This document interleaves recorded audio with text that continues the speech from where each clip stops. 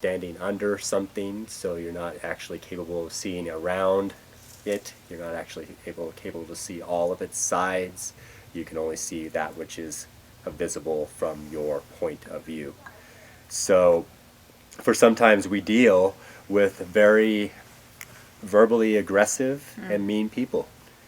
As much as we want to villainize them as they have villainized us, we have to stop and realize that what we say to others is very much what they say to others is very much what they say to themselves. Mm-hmm. So when I was younger, I developed an acronym that I call SLAR, S-L-A-R. And basically what SLAR is a tool to bring you into a point of response and take you out of reaction. And SLAR, it breaks down to stop the wheels from turning in your head, stop the chatter, stop the emotional outrage, stop all action. Which is usually the hardest Yes. for people to do. And what's amazing about this is I've been doing this since I was 17. It becomes an instantaneous thing. It's much like a paramedic shows up on a crime scene or at a trauma scene, and the first thing they do is a primary survey. They look at the whole scene and say, okay, in their head, who's in the most danger? They do a secondary survey of those people that are in danger, which one do I need to, who's life-threatening, and then they respond according to that. So you stop, you analyze, you find out where the most danger is, where, also on the flip side of that, where the most benefit is. And you listen to everything that comes up, the triggers, the words, the emotions, the feelings, the memories, everything that comes up in that moment about the specific that you're looking at. And when you have those three things, your ability to stop, as you practice this more, stop and enter into silence so that you can truly listen, and then you can truly get a real feeling about what is happening to me, what is happening, what am I doing, where am I at. Then you can move into response. And that response is going to be according to that resonant field that you've just developed. And not a response from the ego. Right. Just jumping back to that point again, Right. because a lot of people actually, you respond out of your emotional state, Mm-hmm. which then is the ego. So if you were to respond from that center state, you might be responding differently. Yes, more than likely. More than likely. More than likely. Yes. It's a safe assumption to make. It is a safe assumption to make. And some would even say that we're talking maybe even about, moving from a mental response to a heart response. Yes. And you do need to stop in order to be able to reflect that you're not, I call it being like emotionally, like an emotional leaf in the wind, Mm-hmm. You let your emotions just kind of like fling you over here, and then you have that all of that response, and then all of a sudden something else happens and your emotions go over there and you're responding to that. It is very chaotic. Mm-hmm. And it completely takes you off your center, completely knocks you off your balance, and you're in reaction mode. I was just going to say that. And not in reflection mode and not in center mode at all. Usually being pushed by the environmental stimuli, and an interesting thing I always look at as an anthropologist, I look at words a lot, and I look at the word react, and so I have to ask myself, well, how can I react if I haven't acted before? Where do I get that choice to act? Where do I get my script? Where do I get my ability to do it again if I haven't done it before?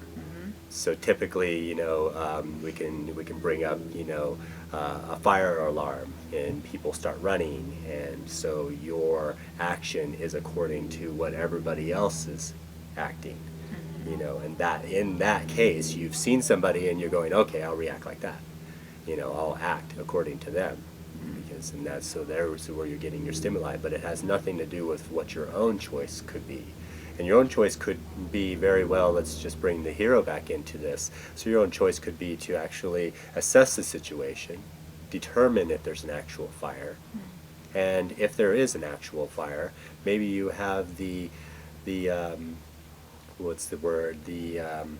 the fortitude to act in the ability to save somebody's life, or to help somebody that has fallen under the trample of everybody else who's not in their head, who are only in their head. These are things that, just that second pause allows you a deeper clarity about what to do next. Just that second pause moves you out of the crowd and into individuality. Out of the reactionary. Yeah, and into direct response. Yeah, and remembering that we are all reflections of each other. And I get that, we all use these terms, and everybody, first time I heard that, I was like, I get it, but like, how do you explain that to someone? We're reflections of, each other. And it literally, it goes into being a mirror for what people say to you, let's just say, is mirror reflections of what they don't want to say about themselves. Usually in that reactionary state. Because if you weren't in that reactionary state, why would you say certain things? You would be able to reflect that back to yourself 100%. So, yes, in a weird way, we use people like that. We villainize people so that, if you could see the things that you say to someone else, how that reflects back to what you're saying to yourself. Or incapable of saying to yourself. That's what I mean. Yes. What you're incapable of hearing that you're saying to yourself. That is. A villain is always a user. That's a really good point. They use others to maintain their station. All of them do. That's true. The hero. You're right. Absolutely. Every role uses the opposite one in order to maintain them. Yes. Yeah. Yes. But that is how we're reflections of ourselves and of each other. We use each other to see ourselves. I don't know how to explain it anymore. It's pretty clear.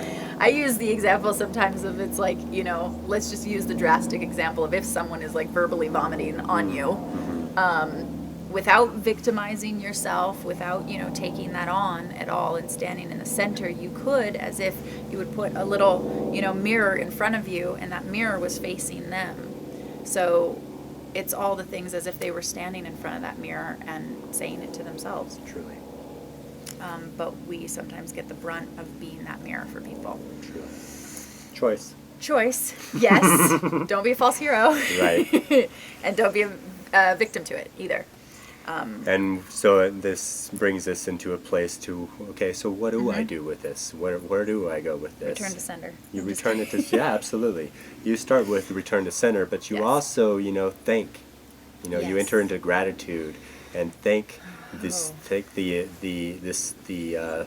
character for showing up as your teacher. You enter into a space of compassion, of truly being able to recognize, wow, this is me here, and maybe it's a small part of me, maybe it's it's a previous mentor, enemy, parent figure that suppressed, oppressed, repressed, depressed me, compressed me into such a form that I'm now seeking this full-on actual visual of what it looks like to be at the other end of the spectrum, or the other side of the fence, and that you're doing the same thing for them. Yes, both inward and outward. They're doing it for you, you're doing it for them. Yes. So there's no one-way street in any of this. Right. Everybody shows up to kind of play that role for someone else. Their own purposes. And you thank them. But these are the tools to get you out of the reactionary mode and the emotional trauma that it causes, so that you can kind of just look at it and be like, okay, and thank you, and either moving on, or okay, thank you, and just okay, thank you. Yeah, okay, thank you. Just okay, thank you. I don't choose to suffer. Yes. I don't choose to be, suffering to me is out of integrity. Yes. I choose to be integral. I choose to be centered. I choose to create a sanctuary that doesn't need any any character to show up to teach me what it is that I'm missing.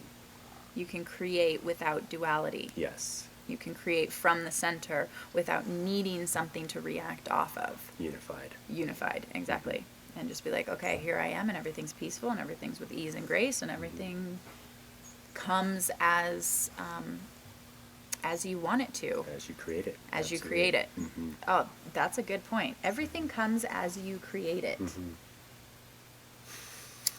Love that one. Putting choice into the matter. Would you rather create chaos, or would you rather create peace and harmony? Everything comes as you create it. Oh. As you enter into that dialogue with yourself, it helps you. This sharing that we're doing is to be able to present you with the opportunity to see where you're creating and how you're creating and what those roles may look like. And we're making it very simple with just using things that, terms that are easy to recognize in the society. We could also turn this triangle into a physical, mental, and emotional triangle. We could do a spiritual triangle. We could do, there's multiple ways that you could look at this, but let's just start with the basics. Characters. So remember in doing this work that what you do to others is what you also, or is a direct reflection of what you also do to yourself. That's usually like how you can tell who you are or who you're being. So in your work with this, try and figure out maybe what you are directing out at others, or what role you actually play to yourself. Sometimes it's easier to hear what you're doing to others than it is to be introspective. So that's just why I'm saying it is absolutely a direct reflection. It can change. But also what you need your ego to be. So remember, that's your outside self influencing your true self in order to be that certain role. So what you need your ego to be is also what you will seek in other people to be. So a prime example of that is, for instance, if you are the victim to the world, okay? Then you need other people to be villains, okay? But that also means that you victimize yourself. And in turn, then you can either have a ego hero, meaning your ego self shows up as a hero for you to then continue playing the victim, or you can have an ego villain, which means, again, you will still be playing the victim, but you're not saying such nice things. You're basically verbalizing all of your discord. Yeah. Let's get into perspective. Okay. Because Perfect. Everyone has a perspective. So now we've, recognized the mirror and the reflection, right? So what one thing is to one person, you have to acknowledge that they equally have a perspective. And it might quite possibly be the same as your perspective. I like to use the villain-victim perspective because one person, let's say, feels like they're the victim, thus making you the villain, okay? That's your perspective, all totally dignified. Surely. Dignified. But in equal turn, that opposite person's perspective might be the same. They might feel like the victim to you being the villain. Truly. So everything comes down to perspective. And if you don't utilize these, well, I shouldn't say if you don't, but should you choose not to utilize these tools, you'll be stuck in just seeing one point of view. It's really hard to, yes, put yourself in someone else's shoes, but I don't know, hopefully these tools can actually help with that. So, and that point of view is could either be as something that was impressed upon you by others, by schools, by fraternities, by cliques, friends, parents, ideologies, society, your guides, guides. Oh, you went there. That's awesome. And our emotions are what keep us stuck. Our emotions are while at the same time all emotions are relevant, pertaining, of course, to each perspective. So gaining perspective is about accountability and response ability, your ability to respond in accord, in resonance with your own field, being able to look into the mirror and of our lives and see exactly what reflects.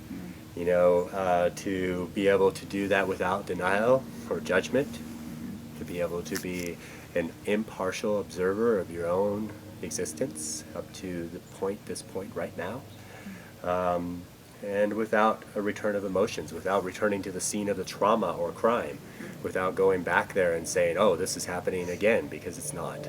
No matter what it is that you may be witnessing in your life that may look like something that happened before, I guarantee you it's not the same character. Even if you're in a ritualistic, abusive situation, and it is the same character that's playing out the role, it's a different day. It's a different time of year.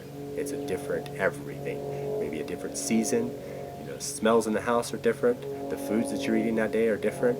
There's a dozen, possibly 1,000 different things that are happening in the moment. So any emotions that come up need to be observed for how they're coming up right now, because if again this is a past trauma that you're being triggered into and that's driving your perspective, then it's also bearing witness to the fact that I've been denying something for a long time, and it's still coming up and nipping me in the butt, or it's still showing up as a teacher. And it might be going back to your relationship, what you chose to have, or how you chose to be in relationship with the world. Yes. So something similar coming up might be because you haven't gotten out of the continuous cycle of what you've been creating in relationship to what you chose to be opposite with the world. Absolutely. That's the only reason why it's coming up. So if you stop that, then those things stop happening, because you don't choose to, let's say, be a victim to something happening anymore. Right. Or badgering yourself, or slaying yourself, or perspective is the mirror of who we are up till now. It is an ally. It is an ally to show us where we could have done something better or another way. It's an opportunity. I had a client once that called me up on the phone one morning. He said, man, my house burned down last night. And of course, my initial reaction is to say, oh, I'm sorry, can I do something for you? Can I rescue you? Nope. And he, before I even had the chance to say something to him, he said, what an opportunity. Blew me away. I was like, whoa, bro. Yeah, let me just let that sink in. Can I call you back? I love that. It allows us to be able to see those who have shown up as our teachers, and the perspective is about being grateful and allowing that gratitude to help us make choices that lead to a fully aware life. Conscious choices. Conscious, aware, capable. A life of ease and grace. A life of miracles, a life of synchronicities, a life of all those magical words we hear out in the sphere of current ascension. A life that is a full circle perspective. I love this game. Okay. It's a lot more fun if you play with more people. Yeah. More people make for a better soap opera. That's true. There's more triangles. Yes. More perspective. Yes. Oh my God. Really, once you guys start playing with this, it gets really weird. But just laugh at yourself. So yes, false hero. I think the false hero is my personal favorite because of the irony. Because you think it's going to be the hero. And you're like, oh, awesome. I want to be the hero, right? Which role do I want to play? And it's not. Hate to break it to you. How the false hero works is, yes, you think that it is the hero. Let's say you have a scenario where someone either subconsciously or consciously asks you to kind of step in front of them, meaning